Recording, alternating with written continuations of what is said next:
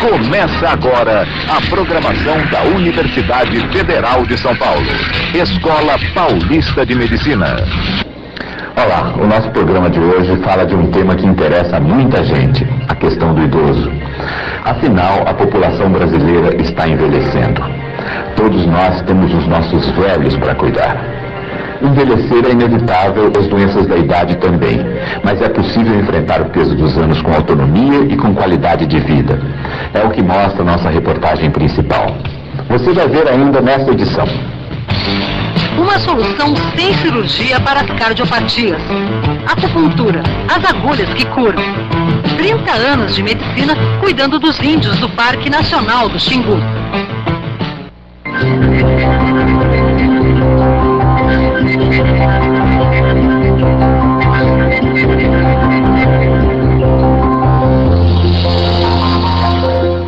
Em busca de alívio para as doenças da terceira idade, o brasileiro muitas vezes acredita em soluções milagrosas. Elas não existem. E o melhor remédio é apostar na ciência e na medicina, que pode fazer muito pela saúde do idoso, mas não promete a fonte da juventude. O brasileiro está envelhecendo. Hoje vivem no país 8 milhões e 500 mil pessoas com mais de 65 anos.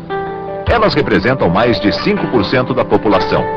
A expectativa de vida também está aumentando. Hoje é de 67 anos. Na década de 70 era de 53 anos. Mas como a população brasileira está envelhecendo? De uma forma saudável? Ou nossos idosos estão cada vez mais doentes e sem autonomia? A geriatria, ciência que estuda o envelhecimento, é uma especialidade nova com cerca de 40 anos.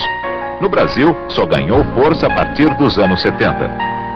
Para estudar os mecanismos da velhice, a Escola Paulista de Medicina criou, em 1982, um grupo multiprofissional que pesquisa e dá atendimento global ao idoso. Hoje são 30 médicos, nutricionistas, psicólogos, assistentes sociais, fisioterapeutas e fonoaudiólogos. Um dos projetos em andamento, coordenado pelo professor Clineu Almada Filho, é sobre o estresse oxidativo. O metabolismo celular produz os radicais livres, que provocam a oxidação, a deterioração dos tecidos. Na criança e no adulto jovem, o sistema de defesa do organismo impede a ação dos radicais livres. Mas o idoso já não tem a ajuda das substâncias naturais de defesa produzidas pelo próprio corpo, os antioxidantes. A pesquisa desenvolvida pela equipe do professor Clineu quer confirmar se as vitaminas C, E, beta-caroteno e selênio podem ajudar o idoso a combater o processo de oxidação das células. Como todas as especialidades médicas em desenvolvimento, a geriatria ainda é um campo para suposições e experimentações. Não existe nenhuma substância que possa barrar o processo do envelhecimento. Isso é ponto pacífico. Segunda coisa, os produtos em estudo, que são os produtos antioxidantes, como os suplementos vitamínicos, eles têm ainda uma aprovação pelo órgão que lidera isso nos Estados Unidos, um órgão bastante severo. Eles têm apenas uma liberação como suplementos alimentares. E existe estudo, e desde que seja um tratamento conduzido pelo seu médico, com dosagens laboratoriais, é viável e possível que se faça. Cartilagem de tubarão, lecitina de soja, ou qualquer outro medicamento, ou qualquer outro alimento assim tão promissor, não tem nenhuma comprovação científica da sua utilização. Outra coisa acontece, por exemplo, com o tratamento de osteoporose nas mulheres. É comum a prescrição de sais de cálcio e, na verdade, não há um estudo que mostre que a suplementação com cálcio melhore a osteoporose. São aspectos muito importantes e que realmente a mídia veicula. Isso faz parte de todo um marketing industrial, principalmente nos países do terceiro mundo, mas também nos países desenvolvidos, e eles devem ser vistos com muita atenção e muito cuidado. Mas já existem algumas certezas. A medicina baseada em evidências, que aplica apenas o que já foi rigorosamente provado pela ciência, recomenda a vacinação contra a gripe e principalmente contra a pneumonia, doença muitas vezes fatal na terceira idade.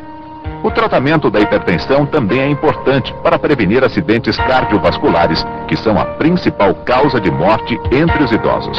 O idoso precisa mais ainda dessas evidências, porque ele tem pouco dinheiro, ele gasta muito dinheiro com remédio, com medicamento, com medicina de maneira geral, e é preciso que aquele parco dinheirinho seja aplicado com precisão nas coisas que funcionam e não seja desperdiçado com as coisas que não funcionam. Além disso, a vida é mais frágil na senilidade, né? Na terceira idade.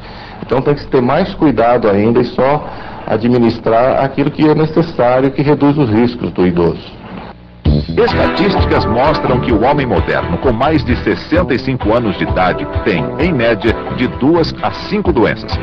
Hipertensão, diabetes, insuficiência cardíaca, osteoporose, artrose e infarto são as doenças crônico-degenerativas que atingem os idosos de uma forma geral, independente da classe socioeconômica. Mas para os especialistas, o que define uma velhice saudável não é o número de doenças, e sim a capacidade que o idoso tem para realizar suas tarefas no dia a dia sem depender de ninguém. Habilidades como cuidar de sua higiene, vestir-se, caminhar ou alimentar-se sozinho. O fato de viver um maior número de anos não significa que vai vivê-los melhor, já que você pode viver diabético, você pode viver com problema de hipertensão, ou com problemas mais sérios até como um derrame, e viver até com uma perda de autonomia, uma perda da sua independência em atividades do dia a dia. Então, o que a gente tem que tentar dentro da geriatria hoje, além de aumentar o número de anos vividos, né, é aumentar a qualidade desses anos vividos. A perda das habilidades pode ser tratada e o idoso torna-se menos dependente. É justamente esse o objetivo do Centro de Reabilitação Geriátrica, que a Escola Paulista de Medicina mantém no Lar Escola São Francisco, em São Paulo. 15 pesquisadores avaliam detalhadamente cada idoso e desenvolvem programas individuais nas áreas de enfermagem, fonoaudiologia, terapia ocupacional, medicina e fisioterapia. E quando vai trocar de roupa, quando começa a andar, dá falta de ar? Dá falta de ar. Tá bom. A senhora andou caindo essa semana? Não, quase caiu. Nosso objetivo é fazer com que esse paciente ganhe do ponto de vista funcional, ou seja, que ele consiga executar tarefas da vida diária que ele não conseguia antes. E, por conseguinte, que esse paciente se torne mais leve para o seu cuidador. As famílias também são envolvidas nesse trabalho, já que estes idosos vivem em casa e tem algum parente que cuida deles, em geral, a mãe ou a filha. Este parente também recebe orientações sobre os problemas do idoso e os cuidados que devem ser tomados. Com esta base que eles dão dos cuidados primordiais de higiene, de conhecimento de nutrição, conhecimento da parte de medicamentos, da parte de física, como eles podem reagir, como eles vão se comportar na deterioração da própria doença. Isso é muito importante, mas é muito importante mesmo. Foi uma das coisas interessantes e inteligentes que eles se propuseram a fazer. Pesquisa do Departamento de Medicina Preventiva da Unifesp mostra que, no que se refere à alimentação, os idosos de São Paulo estão no caminho certo. Eles dividem sua alimentação em 5 pequenas refeições por dia. Quase não usam produtos industrializados e consomem alimentos dos 3 grupos. Energéticos, como arroz e pão. Proteicos, como feijão e leite. E reguladores, como frutas e verduras. O único cuidado que esta geração de idosos deve tomar é não abusar das gorduras e do açúcar. Contrário do que todo mundo imagina, a alimentação do idoso, hoje a gente sabe que é uma das melhores alimentações que a gente tem. dentro das várias faixas etárias, que a gente chama de vários grupos populacionais, a população idosa, ou seja, aquela acima de 60 anos, é que apresenta uma das melhores alimentações. Cuidar da saúde mental também é muito importante para o idoso. Atividades em grupos de terceira idade afastam a solidão, a falta de vida social e de opções de lazer. Fatores que têm peso igual ao das doenças e pode debilitar ainda mais o organismo do idoso. Viver bem, em qualquer idade, é viver feliz. Quando eu cheguei aos 60 anos, eu senti muito, né? Achei que a vida para mim já tinha acabado. Porque eu estava viúva. Eu era viúva, então não ia a lugar nenhum. Em casa, triste, chorando, não aproveitei nada. Eu faço hidroginástica, já fiz Tai Chi Chuan, canto no coral, agora eu vou começar a aprender violão. Depois que eu conheci o Batista, começou a vida nova. Aí ainda ontem nós fomos dançar aqui no Som do Cristal. Dançamos até as 8 horas da noite. Se alguém estiver me ouvindo e que esteja cuidado, que não deixe a vida passar, não espere o fim. Aproveite o começo do começo, que é maravilhoso. A seguir, acupuntura no tratamento de bebês prematuros e doenças profissionais. Segunda-feira, dia 24, aqui no programa Vida. Uma história que parece novela e tem até um final feliz. Um marido apaixonado doa um rim para a esposa. A história é verdadeira e tem as impressionantes imagens do transplante realizado na Escola Paulista de Medicina. O programa mostra ainda como, em menos de 1 minuto, é feita uma cirurgia para corrigir a miopia. E mais, como funciona um grande hospital-escola que atende a população em geral. Tem ainda a dura vida dos médicos residentes, profissionais em formação que convivem com o estresse. No Estúdio Vida, uma entrevista sobre o atendimento ao doente renal no Brasil, com os professores José Osmar Medina e Paulo Sérgio Lucone, nefrologistas do Hospital São Paulo. Segunda, dia 24, aqui no canal Universitário. A milenar medicina chinesa convive em harmonia com as mais avançadas técnicas da medicina ocidental na Escola Paulista de Medicina. No ano passado, o professor Isao Yamamura, chefe do setor de medicina chinesa da escola, recebeu em Nova York o prêmio Excellent Paper Award pelo melhor trabalho apresentado na 4ª Conferência Mundial de Acupuntura. Através das agulhas, ele obtém uma grande evolução no quadro clínico de recém-nascidos prematuros. As infecções, as doenças pulmonares e a hipoglicemia são graves problemas que ameaçam a sobrevivência dos bebês prematuros, os recém-nascidos em UTI de alto risco.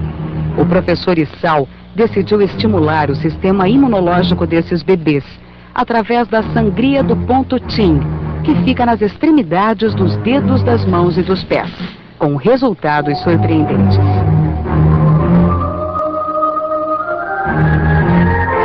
O trabalho foi realizado com 2 grupos de 60 bebês na UTI do berçário do Hospital Alvorada.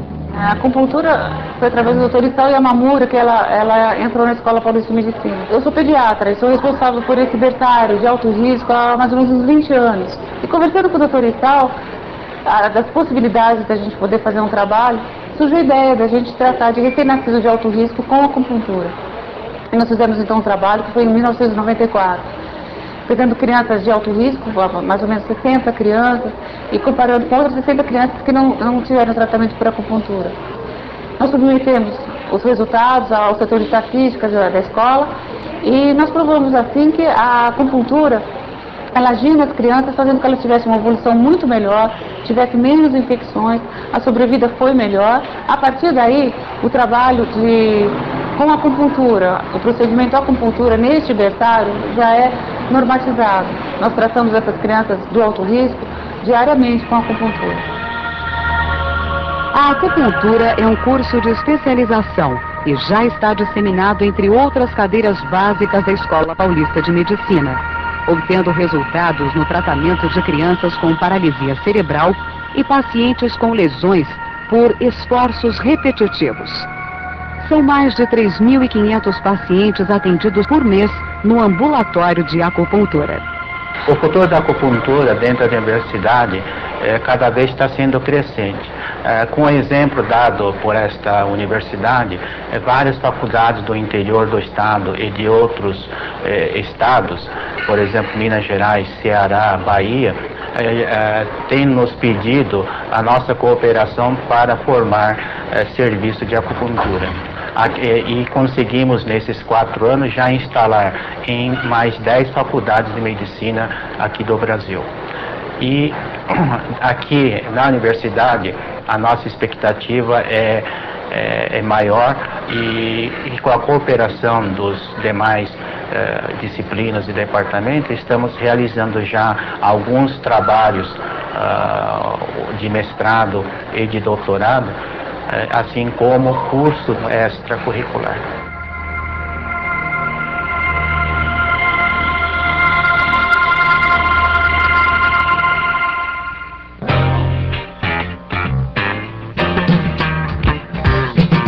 De 20 a 23 de novembro, em Brasília, 2º Congresso Brasileiro de Neurocirurgia Pediátrica. Promoção da Sociedade Brasileira de Neurocirurgia. Informações pelo telefone 061-224-9077. De 21 a 23 de novembro, em Foz do Iguaçu, Paraná, 10ª Jornada Conisul de Reumatologia. Promoção da Sociedade Brasileira de Reumatologia. Informações pelo telefone 011-289-7165. De 23 a 27 de novembro, em Natal, Rio Grande do Norte, 15º Congresso Brasileiro de Citopatologia. Promoção da Sociedade Brasileira de Citopatologia. Informações pelo telefone 084-219-4210. Entre as doenças do coração mais frequentes estão as arritmias. A conhecida taquicardia, que faz o coração bater rápido demais, ou a bradicardia, que é quando o coração bate muito devagar. São patologias graves. Matam mais de 250 mil brasileiros por ano. Você vai ver como uma técnica cirúrgica introduzida no Brasil pela Escola Paulista de Medicina revolucionou o tratamento das arritmias.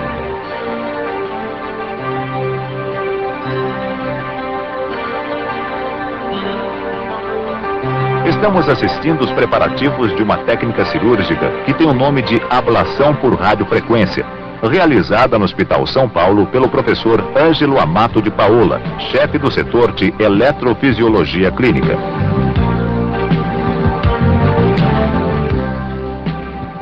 Com essa técnica, o paciente não passa por uma tradicional cirurgia invasiva, com grandes cortes e anestesia geral. Através de catéteres, o médico identifica o local da lesão e aplica uma descarga de radiofrequência que elimina o problema. No caso que vamos assistir, em menos de 1 segundo após a aplicação, o paciente estava curado. Acompanhe. Nós colocamos 4 catéteres no coração, eles estão mostrando que, por os sinais registrados, nós estamos frente a um feixe lateral esquerdo. Esse último traçado branco é o catéter que vai aplicar a radiofrequência e os sinais muito provavelmente são compatíveis com uma exata localização do feixe anômalo. Então nós vamos agora aplicar a energia de radiofrequência nesse catéter. Podemos aplicar? Se sentir alguma dor, alguma coisa, você me avisa. Já sumiu. Já você falou. Acabou. Com segundos, por uma separação resolvida. Agora nós deixamos ele meia hora nessa posição, porque se voltar, eu aplico a energia no mesmo local. Se nesses 30 minutos não voltar os sinais do feixe anômalo, o exame está encerrado. Ele tem uma chance muito grande de estar absolutamente curado, porque o coração dele só tinha uma pequena feixe de músculo que conduzia normalmente o estímulo. Aqui estava grudado. Esse sinal estava grudado. Veja como separou.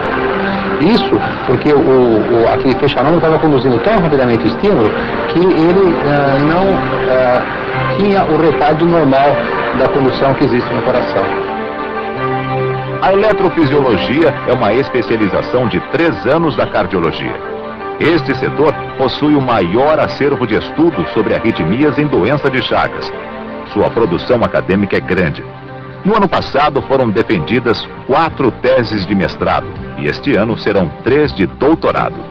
Esse equipamento aqui, ele geralmente é ocupado na sala de manutenção, uma sala normal de caracterismo. A única coisa que é necessária são esses computadores, que não encarecem tanto, e o médico que está bem treinado. Esse é um dos treinamentos mais exaustivos que existem em cardiologia. No nosso programa aqui de pós-graduação, nós aceitamos os médicos já com um treinamento de residência de clínica geral, de residência de cardiologia, eles passam mais 3 anos só fazendo microcirurgia clínica, para que esse exame possa ser feito com esse tipo de segurança e com esse grau de eficácia, né, e simplicidade.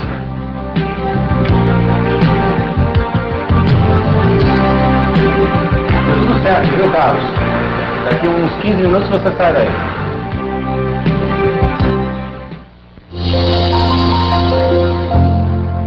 Aos trancos e barrancos, a sociedade brasileira tem se defrontado com o dever de preservar as tribos indígenas no seu território. Dever inscrito na Constituição e dever de consciência. Uma tarefa generosa e certamente a maior contribuição civilizatória que o Brasil poderia dar ao mundo. O exemplo de uma jovem nação que, na entrada do 3º milênio, estaria acolhendo e preservando a cultura dos seus povos primitivos. Na verdade, estamos longe de resgatar essa dívida. No entanto, há mais de 30 anos, a Escola Paulista de Medicina vem fazendo a sua parte.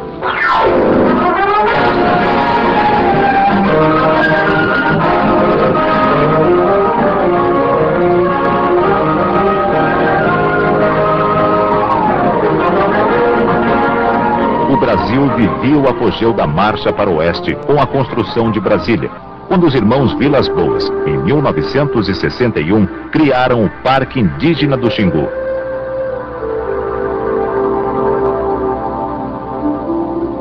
O Parque Indígena do Xingu, com mais de 3 milhões de hectares, foi criado para proteger tribos ameaçadas de extermínio pela invasão de suas terras. Há apenas 36 anos, as terras do Brasil Central ainda eram florestas, que recebiam o impacto das primeiras frentes de colonização. Hoje, o Parque Indígena está cercado por 8 cidades, garimpos e pastagens.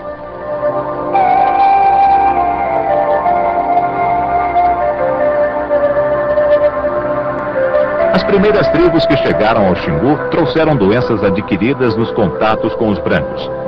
Em 1965, a Escola Paulista de Medicina foi chamada por Orlando Vilas Boas para cuidar da saúde dos índios. Integrava a primeira equipe o professor Roberto Baruzzi, que dedicou sua carreira ao atendimento médico dos índios do Xingu e foi um dos criadores da Unidade de Saúde e Meio Ambiente da Unifesp. Viajando nos lendários DC3 da FAB, equipes de médicos, enfermeiras, dentistas e alunos, todos voluntários, iniciaram o trabalho de assistência à saúde dos índios do Xingu. Um modelo de atuação baseado em visitas periódicas, com exames clínicos e vacinação em cada aldeia. Um trabalho sistematizado pela adoção de fichas médicas individuais para registro de cada ocorrência médica, e que hoje permitem um verdadeiro histórico das condições de saúde de cada índio do Xingu. A nossa intenção é colaborar na assistência ao índio, não assumir plenamente. Não cabe uma escola assumir plenamente a assistência. E a FUNAI tinha que manter uma infraestrutura de pessoal, de saúde e infraestrutura em termos de instalações e equipamentos. Né? E funcionou mais ou menos. A FUNAI tinha aqui vários atendentes, às vezes tinha 2 enfermeiras, tinha um médico, tinha um dentista. Mas a área para ser coberta é muito grande, né? São 17 tribos e 20 e tantas aldeias, né? Você estando aqui para alcançar o norte é muito longe. Então precisa ter todo o apoio logístico, combustível, motor, né? Alimentação, tudo uma coisa mais complexa. E a FUNAI nos últimos anos, 3, 4 anos, ela foi esvaziando, foi retirando seu pessoal. Praticamente hoje não tem ninguém da FUNAI na área de saúde aqui, né? Então isso trouxe nova problemática para nós. Como enfrentar esse desafio? E nessa fase de transição entre o Ministério da Saúde e a FUNAI, não ficou bem claro quem faria o quê. O fato que não tenha havido recurso nem de um lado nem de outro, a ação governamental tornou-se muito precária em todas as áreas indígenas, com reflexo aqui. Então a escola começou a ser cada vez mais cobrada, sendo um interlocutor presente, né? E aí tornou-se necessário pagar as viagens de São Paulo a Brasília, não mais a FUNAI está pagando, né? Fretar aviões para vir aqui, fornecer medicamentos para o parque. Nessa altura, O que praticamente salvou o nosso programa, ou permitiu que ele continuasse, foi o apoio da Fundação Kellogg, da Fundação Mata Virgem, né? As equipes da Escola Paulista de Medicina, que periodicamente visitam todas as aldeias do parque, enfrentam muitos desafios, como as dificuldades de acesso às aldeias, diferentes culturas e hábitos. Hoje, a ênfase do trabalho está na formação de monitores indígenas de saúde. Ultimamente, nós damos uma prioridade máxima à formação de monitores indígenas de saúde. As comunidades indicam quem eles gostariam que fosse monitor, né? E tem todo um preparo. Fazemos um curso, esse último julho reuniu 56 monitores, né? A maior parte masculina, mas tinha 5 ou 6 moças, tanto na área de saúde geral como mais aplicada à odontologia, né? Então é um curso intensivo de 2 semanas, com aulas, trabalho prático, preparação de material audiovisual, enfim, todo um complexo, né? Estimulando esse pessoal, mas depois continua no tempo, porque cada vez está alguém daqui da escola presente, e sempre tem gente agora, né? Você trabalha junto com o monitor. O objetivo é a implantação de um sistema próprio de saúde entre os índios. Eles recebem treinamento em técnicas de laboratório e enfermagem para diagnosticar os problemas de saúde mais comuns no Xingu. Também aprendem a se defender de doenças trazidas pelo homem branco e que ameaçam a sobrevivência das tribos.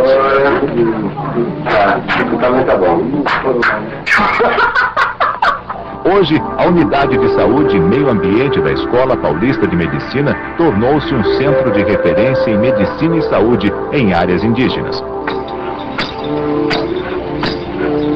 A Escola Paulista de Medicina se orgulha de ter contribuído com os irmãos Vilas Boas nesta grande aventura de amor ao Brasil.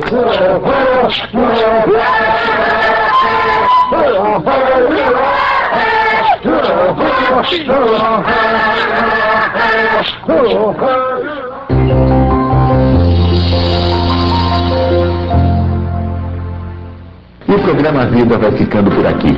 Mas você está convidado a assistir ao Estúdio Vida, nosso programa de debates e entrevistas, que vai ao ar de segunda a sábado aqui no canal Universitário. O convidado especial desta semana é o indigenista Orlando Vilas Boas, numa entrevista com o médico Roberto Baruzzi. Até lá!